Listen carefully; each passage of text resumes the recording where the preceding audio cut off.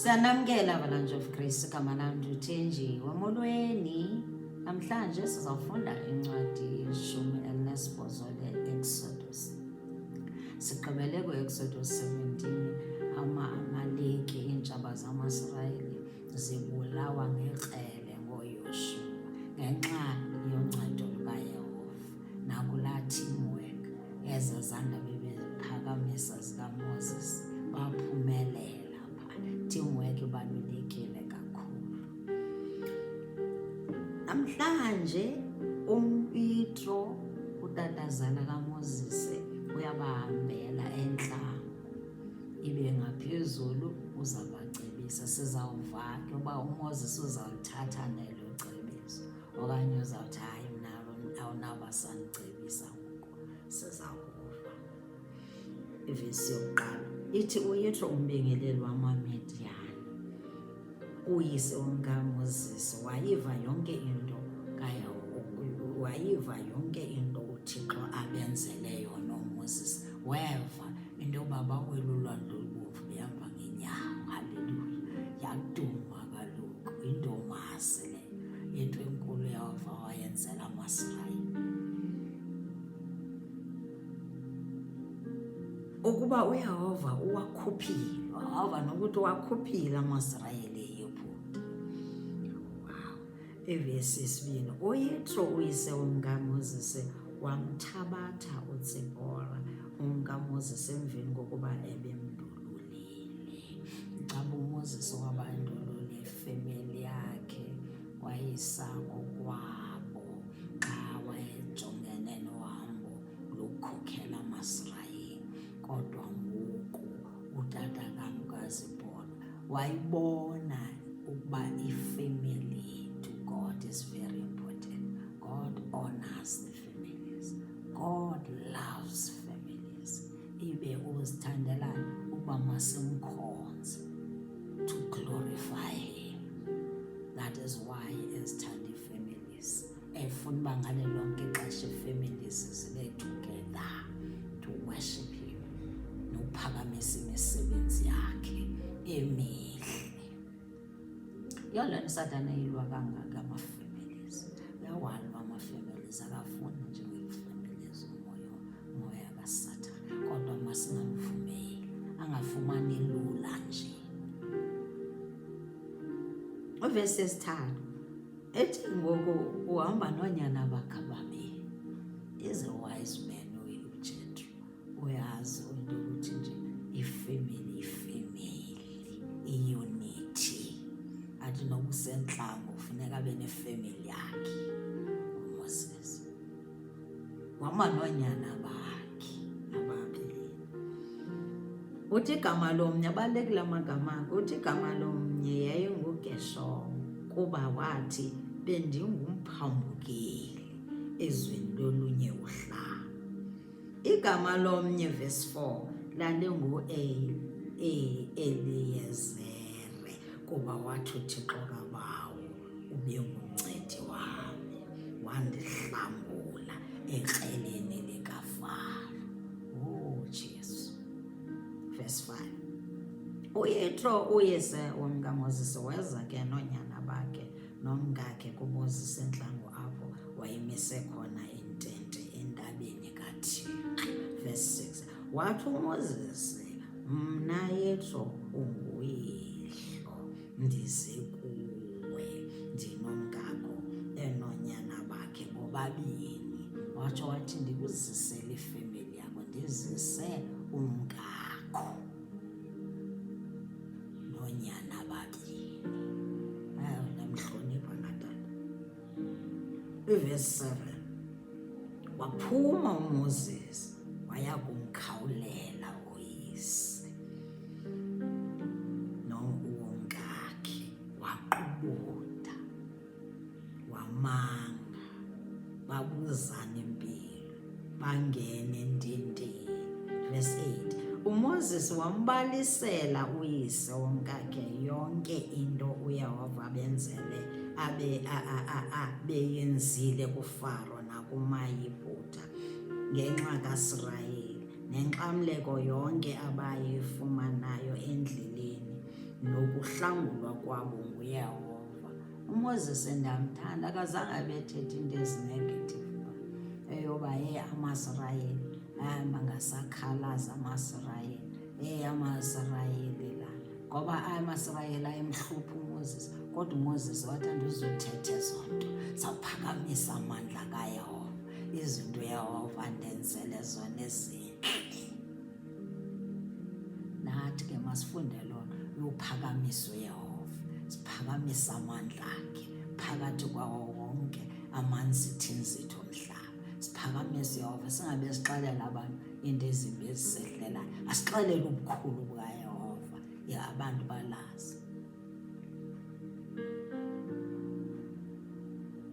Verse 9, wavuya uYitro akukuva konke ukulunga akwenzile uYehova ku-Israyeli ngokumhlangula esandleni samaYiphutha. Wavuya uYitro wathi, oh Lord, you are beautiful. Verse 10, wathi uYitro, makabongwe uYehova owanihlangulayo esandleni samaYiphutha nasesandleni sikaFaro, owabahlangulayo abantu baphuma phansi kwesandla samaYiphutha.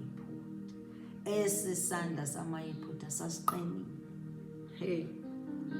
Verse 11, ngoku ndiyazi, wathi now I know, ngoku ndiyazi ukuba uYehova mkhulu koothixo bonke. Ewe, kwakuloo nto amaYiphutha ayekhukhumalela ngayo amasirayeli, abawayekhukhumalela ngayo amasirayeli. Verse 12, uYitro uyise womkaMoses wamthabathela uThixo idini, wathi anangalenzi idini sacrifice ngento entle uYehova ayenzileyo. Wamenzela idini elinyukayo nemibingelelo. Weza uAaron namadoda amakhulu onke akwaSirayeli esiza kudla isonka noyise womkaMoses phambi kweThixo. Kwaba sesibingelelo idini elinyukayo. Nathi masizibone ezi zinto, kubalulekile ama-sacrifices, kubalulekile ii-seeds zethu, zibalulekile, singazilwisi, sazi into ukuthi uYehova uyeyona nto ayifunayo uYehova. Inintsi into ofuna siyifunde apha eBhayibhileni ngo-Exodus. Leyo Exodus akamkhethanga nje uYehova ngokuthanda, ufuna sifumane knowledge yento ezininzi yoba unguYehova, igama lakhe kayi-one. Hayi, akaYehova nje kayi-two. Ufuna simazi izinto azithandayo nazenzayo ezinhle kuthi. Verse 13, wathi ngengomso uMoses wahlala wathetha amatyala abantu baxhontelana kuMoses ukususela kusasa kwada kwangokuhlwa. Uyabona loo nto ukuthi still yayistress uMoses ukuthi ngoku uMoses uzawunceda aba bantu xa belwa besithi omnye ube igusha yomnye, omnye esithi omnye uthuke omnye, azazi mos izinto zaselalini. uMoses yayinguye ojaja zonke lezo zinto, imini nobusuku ehleli kwesasitulo emamele izinto zelali, zonke ezaa zinto zelali yazazi zinintsi, zimbi futhi ezinye. YayinguMoses wayestreseka, wanceda uJethro afike. Futhi wayibona uyise womkaMoses yonke into ebeyenza ebantwini, wathi into nale nto oyenzayo ebantwini. Wayibona nje ukuthi nje hayi akanalife uMoses, into nento yenza yena aba bantu. Imini itshu kungani nale nto uhlala wedwa. Wathi utheni uhlala wedwa kwaba bantu abanesikanga kwezingxaki ezingaka zabo, onke la matyala wabo. Nawe mos loo nto likuthwalisa nzima mos. Wanceda afike uYitro. Wathi kungani nale nto uhlala wedwa. bathi bonke aba bantu baqhontelane kususela kusasa kude kuhlu. Unefemeli kaloku. Wise, i-wisdom esiyifumana kuJethro. Oyokuba uyayazi uba uMoses unefemeli, funeka ajonge ifemeli yakhe, funeka kajonge noonyana bakhe, funeka ajonge nenkosikazi yakhe. That unity iyafuneka, balulekile. Akubalulekanga abantu becawa udlula ifemeli yakho. Uyava? Itsho le nto. Verse 15. Wathi uMoses kuyise womkakhe, kungokuba abantu besiza kum ukuba ndibacelele icebo kuThixo. Watsho wathi hayi, I'm interceding for aba bantu. Engakayiqondi kakuhle i-wisdom azawuza nayo uYethro. Xa banendawo beza kum ukuba ndigwebe phakathi komntu nommelwane wakhe, ndibazise imimiselo kaThixo nemiyalelo yakhe. Wathi uyise kaMoses kuye, ayilungile le nto uyenzayo. Uyava? Wathi nje ayilunganga le nto uyenzayo, sizawuva ke ngoku kuba uMoses uzawuthi. Wathi uyawugqiba uphele amandla wena naba bantu unabo, kuba lo msebenzi unzima kuwe, akunawenza wedwa. Nam ndiyala. Verse 19. Wathi phulaphula ngoko izwi lam, ndikuphe iqhinga. uThixo woba nawe, wena yiba ngumlomo wabantu kuThixo, uzise izinto zabo kuThixo, ubafundise imimiselo nemiyalelo, ubazise indlela abaya kuhamba ngayo nomsebenzi abaya kuwenza. Ngoba uMoses wayenalo unolwazi kakhulu lukaThixo, wayemazi ukuthi nje izinto ezinzima uzazixelela, ne-wisdom le wayenayo wayefumana kuThixo, nezinzima uThixo uza kumtyhilela, kodwa uYethro uzamnceda udlula naleyo information. Verse 6 i-right. Wathi kodwa uverse 21, uze uzikhangelele ebantwini bonke. Wathi njena awunawulunga uba yi-1, kufuneka ufumane amadoda, uzikhangelele ebantwini bonke amadoda abanokunxele ekuthetheni amatyala, abanewisdom, bakwazi uthetha amatyala, abamoyikayo Thixo, God-fearing men, amadoda anyanisekileyo, ananyani, angazuthatha ama-bribes, angazuthatha ama-sides, ayithileyo inzuzo embi.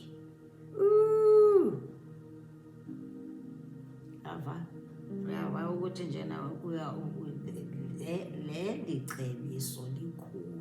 Into yoba ungathathi nje phaya, ungathathi nje ukhethe noba ubani, ukhethe amadoda amoyikayo Thixo, azawukwazi ukujaja i-wisdom abanayo, abazawoyika uThixo, abangazuthatha ii-bribes ebantwini, azawuncengwa ngegusha athi laa mntu lana into eyirongo ayenzile, uthi hayi nantsi igusha, bahamba ibasowuvala amatyala ezinto ezenzekayo apha.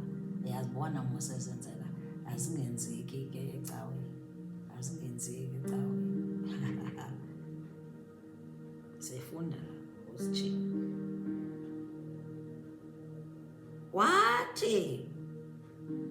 Wathi nabathethelele bamashumi ngamahlanu. Yiva kwivesi wathi abe ngabathetheleli waka, nabathetheleli khulu, nabathetheli bamashumi ngamahlanu, nabathetheli bamashumi ngamanye. Uyayichaza ke phayana. Bathethe, verse 22, bathethe amatyala abantu ngamaxesha onke, zithi izinto zonke ezinkulu bazizise kuwe Moses, zonke ezincinane bazigwebe bona, ukuze kube lula nakuwe bakuthwalise, bakuncedise. Teamwork, funeke i-teamwork. Ukuba uthe wayenza, verse 23, wayenza loo nto waza wakuyiwisela umthetho uThixo woba nako ukuma, bathi naba bantu bonke bafike endaweni yabo benoxolo. Kodwa abantu bawithatha le zofuka wonke umntu, wena kunye nabo bonke kuzawubakho i-peace. Bazawuba peaceful aba bantu ngoba bazawuzazi indawo yokuqala izinto uThixo azifunayo nangazifuniyo, wena uzabafundisa. And ngaphezulu bazamoyika nabo uThixo. Verse 24, uMoses waliphulaphula ilizwi loyise wakhe ngoba yamthanda xa eliphulaphula, ngoba Proverbs 19 verse 20, imizekeliso ye-19 ivesi yamashumi amabili ithi, live icebo, ulwamkele uqeqesho ukuze ulumke ngexesha elizayo. Xa ungazowathatha amacebiso abantu uzithwalisa wena umthwalo, awuzuyifumana i-wisdom, ubulumko ngexesha elizayo. Zinintsi iingxaki ezikhoyo, ziyafuna ukuthi nawe as a leader ucetyiswe, ungathi hayi mna ndayazi. uMoses wayenokutsho phaa mhlawumbi wethu athi nje, hayi mna ukhethwe nguYehova ndikhokhela amaSirayeli, the whole nation. Wena umbani xa uzandicebisa? Zange wavela wathoba. Wayene-wisdom uMoses naye, wamamkela icebiso, walamkela laa cebiso likatatake uMoses noHana. Ndisatsho nangoku uMoses zange ayongena eKanana ngenxa yabantu. Aba bantu ngaba bamenza uMoses angangeni, babemstresa. Wena uzawuthi hayi ngenxa ye-enga yakhe, ngenxa yomsindo wakhe, wayeprovokwa ngaba bantu uMoses. Siyayibulela le nto uJethro yenzayo. Uverse 25, uMoses wanyula. Uverse 24, uMoses waliphulaphula ilizwi loyise womkakhe, wayenza into yonke abeyithethile. Oh, thank you, man of wisdom. Ke ethathe advice kutatazala wakhe, it means unothando. Bathatha amacebiso kungenxa ye-wisdom, bawazi wabona, ibe banothando lwabantu. Utsho uthi wayemthandile utatana ngoba kaloku wayekade engumqeshi wakhe. uYitro wayevele kakade yibhosi yakhe, the former boss yakhe, wayemsebenzela iminyaka. Usho ukuthi babesebenziselana kahle, kwakukho good relationship phakathi koMoses noYitro. Ichaza loo nto kwaukuthi alithathe i-advice, uyazi ukuthi is a man of wisdom. Moses wanyula amadoda anobunkuqele ekuthetheni, akwaziyo uthetha nabantu, abathanda abantu, akwazi urespect, abathetha wisdom. Amatyala onke amaSirayeli wawenza intloko loo madoda phezu kwabantu, abangabathetheli 1,000 nabathetheli 100 nabathetheli bamashumi 500 nabathetheli bamashumi 4. Verse 26, bathetha amatyala abantu ngamaxesha onke, izinto ezinqabileyo bazizisa kuMoses, zonke ezincinane bazigweba bona. Uverse 27, uMoses wamndulula uyise womkakhe waya elizweni lakowabo. I-relationship yona ibekho, ebethunyelwe ngoThixo uYethro ukuthi makaye phaya ngoba wayemthanda, noba wayesekumamidiyani, amanimidiyani ayebekhonza ezazithixo, kodwa yena waye-exception uJethro ngoba wayemthanda uThixo. Ube wayethunyelwa abanye abantu abafika kuthi nabafika kuwe bayathunyelwa lizulu ukwenzela ukuthi basincedise, ukwenzela uba nawe ube luncedo kubo. Yiyo loo nto le, ichaza loo nto le yokuthi uShixo usebenzisa nabani na, ungajongela abantu phantsi. lo mjongele phansi mhlawumbi angakunceda. Singathi hey thina sibadala, nam ndimdala ndingakanje, abantwana bam bebancinci kodwa banganika good advices.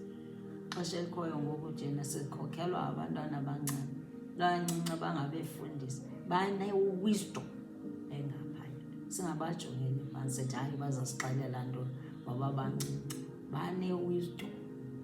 Funeka ngoku xesha elikhoyo ukuthi masibamkele imfundiso zabo, masizamkele. Sekwi-end times kufuna sihlakaniphe.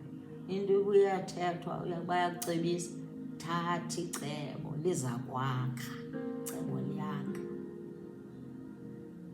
Enkosi kakhulu. God bless you.